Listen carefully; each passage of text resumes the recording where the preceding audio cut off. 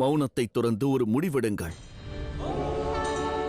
புவியில் அந்த சுயநலமானது மாபெரும் தாண்டவத்தை ஆடிக்கொண்டிருக்கிறது. வெகு விரைவில் அது சொர்க்கலோகத்தையும் வந்தடையும். பிறகு பிரபஞ்சத்தையே அழித்துவிடும்.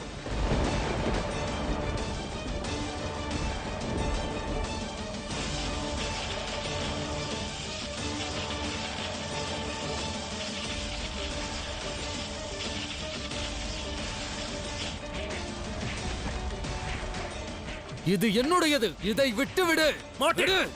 இது என்னுடையது. இதை நீ தராவிட்டால் இவ்விடத்திலே உன்னை கொன்று விடுவேன். மகாதேவா, நாம் உடனே இதை தடுத்து நிறுத்தாவிட்டால் அனைத்து சித்தாந்தங்களும் அழிந்து விடுமே. ஒரு புதிய சமூகம் உருவாகும். அங்கு அனைவரும் தன் பலத்தை கொண்டு பலவீனமானவர்களை அழிப்பார்கள்.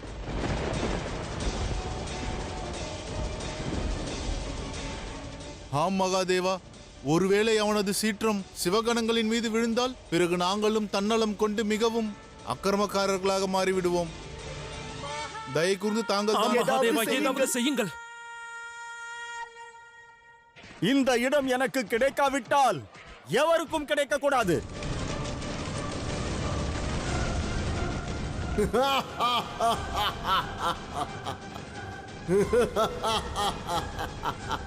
இவ்வாறு நடந்தால் பிறகு தேவர்கள் ஒருவரோடு ஒருவர் மோதிக்கொள்வார்கள். நாராயணர் மகாதேவரிடம், மகாதேவர் பிரம்மதேவரிடம் விரோதம் கொள்வார். அவனது சீற்றத்தால் பிரபஞ்சத்தில் தெய்வங்கள் இருக்க மாட்டார்கள். எவரும் எவருடைய நண்பர்களாக இருக்க மாட்டார்கள். இல்லை. பிறகு தேவர்கள், மும்மூர்த்தியர்கள் பிரபஞ்சத்திற்கு நியாயத்தையும் தர்மத்தையும் எவ்வாறு கற்பிப்பது?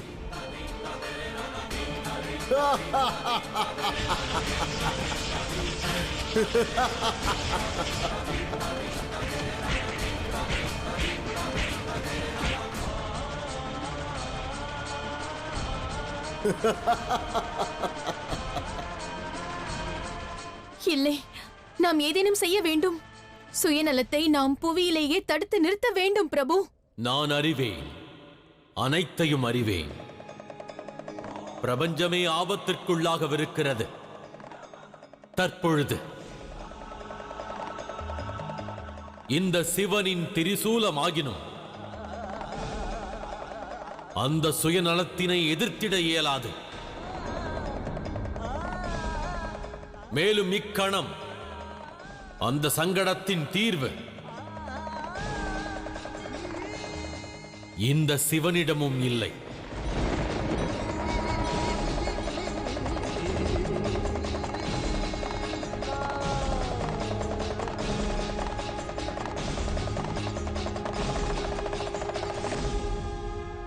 அவ்வாறெனில் மூவுலகையும் காப்பதற்கு ஒரே ஒரு வழி மட்டும்தான் எஞ்சி உள்ளது. மகாதேவா, தேவலோகத்திலிருந்து பூலோகத்தை விலக்கி வையுங்கள். புவியை தாண்டி சுயநலம் வரக்கூடாது.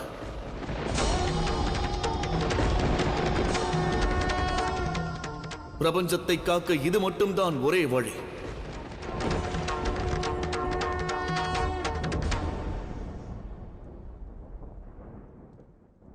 அது நடக்காது.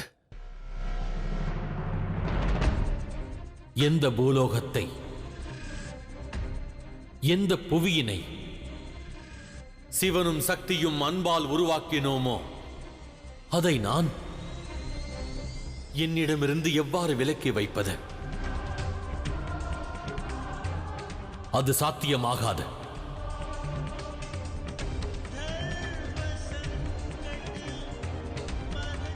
தங்கள் மனவேதனையை என்னால் புரிந்து கொள்ள முடிகிறது மகாதேவா.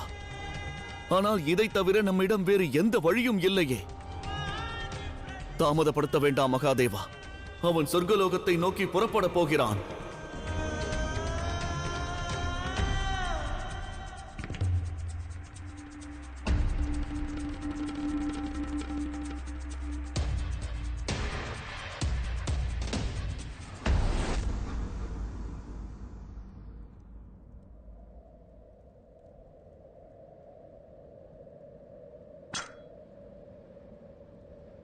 இல்லை, இப்புவியை என்னிடமிருந்து நான் பிரித்திட மாட்டேன்.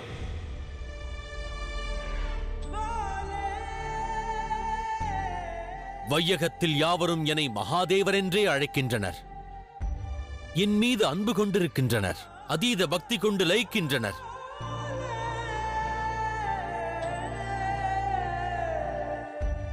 புவியை என்னிடமிருந்து நான் எவ்வாறு பிரிப்பது? இல்லை, இதற்கு வேறு மார்க்கத்தை கண்டறிந்தாக வேண்டும்.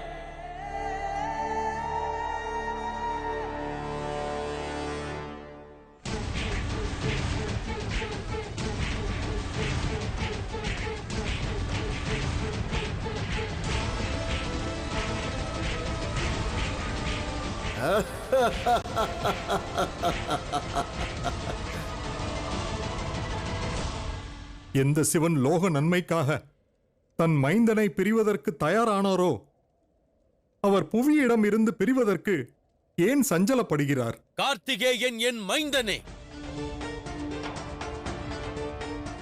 தன்னுடைய உத்தேசத்தை நிறைவேற்றிட என்னை பிரிந்து சென்றான். அவனைப் போலவே பிரபஞ்சத்தில் உள்ள யாவரும் என் மைந்தனும் என் புதல்வியும் தான். இதில் வாழும் ஜீவராசிகள், பூதம், பிசாசுகள் யாவர் மீதும் அன்பு கொண்டிருக்கிறேன். நான் விரும்பினால் அவர்களை காண இயலும், அவர்கள் விரும்பினால் என்னை கண்டிட இயலும். என் குடும்ப உறவுகளை என்னிடமிருந்து நான் எவ்வாறு பிரிப்பது? தாங்கள் மகாதேவராவீர். உணர்ச்சி வெள்ளத்தில் மூழ்காமல் உத்தேசத்தின் பாதையை தேர்ந்தெடுப்பவர். அந்த உத்தேசம் யாது? அவ்வகை உத்தேசம் என்ன நாராயணா? என் அன்பான இப்புவியை எவ்வாறு நான் வெகு தொலைவிற்கு அனுப்புவது?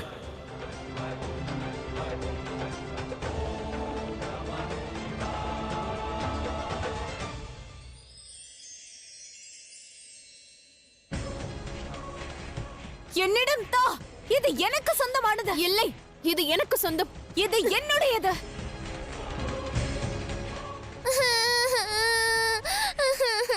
இப்பொழுது வெற்றி நம் அருகில் இருப்பதை காண்கிறேன்.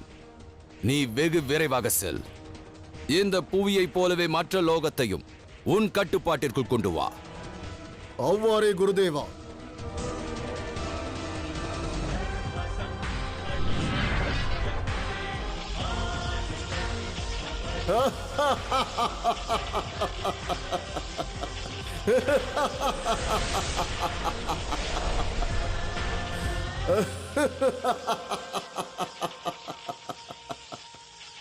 மகாதேவா, சிவசக்தியின் உத்தேசம் ஒன்று மட்டும்தான், தர்மத்தையும் சத்தியத்தையும் நிலைநாட்டுவது.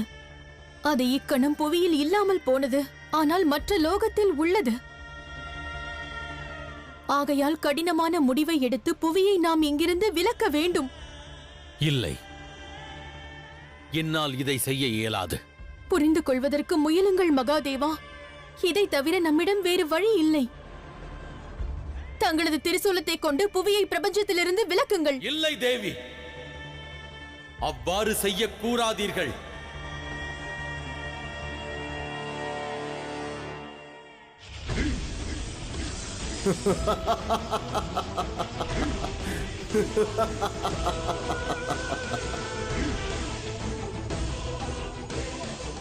இனியும் தாமதப்படுத்தாதீர்கள். நம்மிடம் நேரம் குறைவாக இருக்கிறது மகாதேவா. நாம் உடனடியாக செயல்பட வேண்டும். இயலாது தேவி, நான் செயலாற்ற இயலாது. மகாதேவா, லோக நன்மைதான் தங்களது உத்தேசமாகும். ஆகையால் திரிசூலத்தை ஏந்துங்கள். இல்லை, என் அன்பான பக்தர்களின் பிரிவை என்னால் தாங்கிக் கொள்ள இயலாது. இவ்வாறு பிடிவாதம் கொள்ளாதீர்கள் மகாதேவா.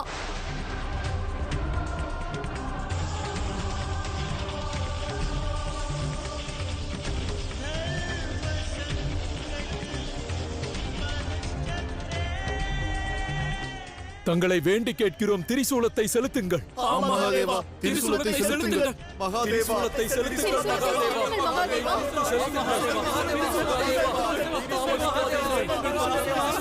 மகாதேவா.